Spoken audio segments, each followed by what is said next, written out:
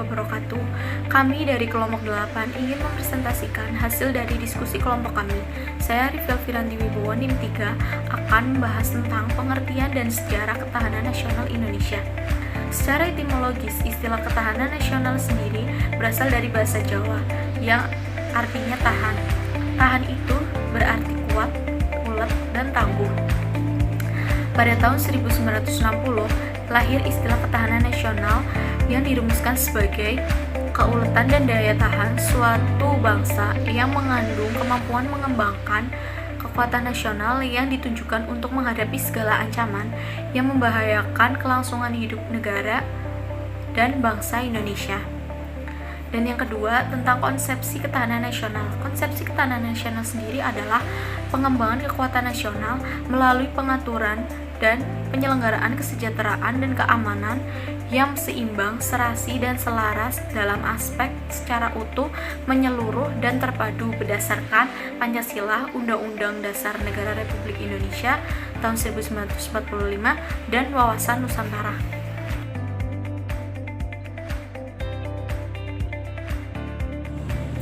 Ya, saya Tristan Ningrum, NIM 11 akan menjelaskan tentang asas-asas ketahanan nasional Indonesia.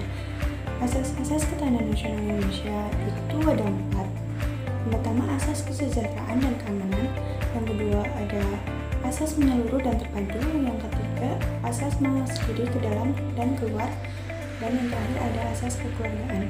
Yang pertama, kita akan membahas tentang asas kesejahteraan dan keamanan. Kesejahteraan dan keamanan harus berdampingan dalam kondisi apapun. Dalam asas ini memerlukan keamanan dan kesejahteraan tertentu untuk mencapai tolak ukur ketahanan nasional. Yang kedua, asas menyeluruh dan terpadu. Asas ini untuk mewujudkan persatuan dan seluruh aspek kehidupan berbangsa dan bernegara. Yang ketiga, asas mawas diri ke dalam dan keluar. Perpaduan aspek kehidupan yang saling berinteraksi dalam lingkungannya. Yang keempat, asas kekeluargaan. Asas kekeluargaan mengandung nilai keadilan, kearifan, gotong royong, serta tanggung jawab dalam aspek kehidupan berbangsa, bernegara, dan bermasyarakat. Yang selanjutnya akan dibawakan oleh Leli Nurtaji NIM 15.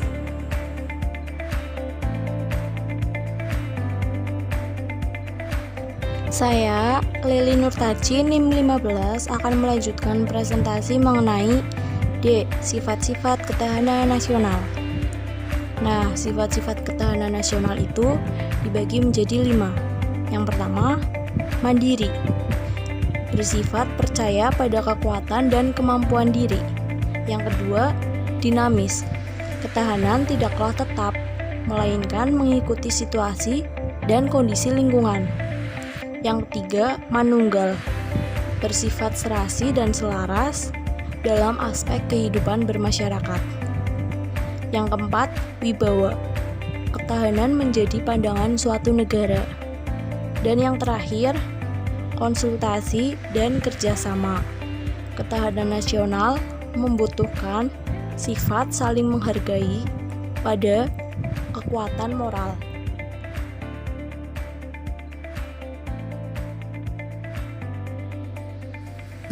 Sini saya akan melanjutkan materi yang unsur-unsur ketahanan nasional Indonesia.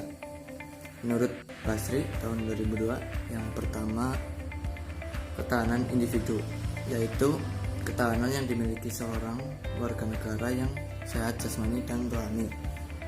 Yang kedua ada ketahanan keluarga, yaitu ketahanan yang dimiliki oleh suami, istri, dan anak dalam keluarga yang harmonis dalam menciptakan kerukunan dalam rumah tangga. Yang ketiga, ketahanan wilayah, yaitu ketahanan yang dimiliki oleh masyarakat di daerah dengan menciptakan stabilitas wilayah secara sejahtera dan aman. Yang keempat, ketahanan nasional, yaitu ketahanan yang dimiliki oleh negara untuk menciptakan stabilitas nasional. F. Ketahanan nasional Indonesia dalam kehidupan berbangsa dan bernegara meliputi yang A. Ketahanan nasional dari aspek trigatra. Ketahanan nasional aspek trigatra dapat dilihat dari 3 aspek. Yang pertama, aspek geografi, kedua, aspek kekayaan alam, dan yang ketiga, aspek kependudukan. Yang B. Ketahanan nasional Indonesia dari aspek pancagatra. Ketahanan nasional ditinjau dari aspek pancagatra atau sosial adalah suatu aspek kehidupan nasional yang menyangkut pergaulan hidup manusia dalam bermasyarakat, berbangsa, dan bernegara dengan ikatan-ikatan, aturan-aturan, dan norma-norma tertentu. Selanjutnya, G. Pendekatan Astragatra dalam mewujudkan ketahanan nasional Indonesia. Astragatra terdiri dari 8 komponen. 8 komponen pada Astragatra terdiri dari Trigatra dan Pancagatra. Komponen penyusun dari Trigatra antara lain: yang pertama, gatra letak geografi, yang merupakan bentuk wilayah negara. Yang kedua, gatra keadaan kekayaan sumber daya alam. Pada gatra kedua adalah banyaknya atau tersedianya kekayaan sumber daya alam juga mempengaruhi kekuatan ketahanan suatu negara. Yang ketiga, gatra kekuatan penduduk. Penduduk merupakan salah satu komponen penting pada suatu ketahanan negara. Sedangkan pada Pancagatra terdiri dari 1. Gatra ideologi, yang merupakan suatu pondasi bagaimana negara tersebut berdiri dan sebagai pegangan teguh pada ideologi. Yang kedua, gatra politik. Pada gatra kedua adalah bagaimana suatu negara mengelola jalannya politik negara tersebut. Yang ketiga, gatra ekonomi. Pada gatra ekonomi dapat diartikan sebagai kemampuan negara untuk mengelola keuangan negara. Yang keempat, gatra sosial budaya. Indonesia merupakan negara dengan suku dan budaya yang berbeda-beda dan banyak jumlahnya. Dan yang terakhir, gatra pertahanan dan keamanan. Setiap negara pasti memiliki ancaman yang dapat datang kapan saja. Oleh karena itu, setiap negara harus memiliki undang-undang yang mengatur tentang pertahanan dan keamanan negara. Selanjutnya, materi H, globalisasi dan ketahanan nasional Indonesia. Kehadiran globalisasi bagi bangsa dan negara melahirkan fenomena-fenomena baru terhadap kelangsungan hidup bangsa. Globalisasi dapat berdampak positif yang dapat memberikan kesejahteraan dan kemajuan bagi warga bangsa. Tetapi, globalisasi juga dapat berdampak negatif, yaitu apabila belum siap dalam menghadapi globalisasi, maka akan menimbulkan banyak kerugian bagi bangsa. Dengan demikian, globalisasi dapat berpengaruh besar terhadap kehidupan suatu bangsa. Nah, ancaman globalisasi terhadap ketahanan nasional Indonesia dibagi menjadi 2, yaitu ancaman militer dan non-militer.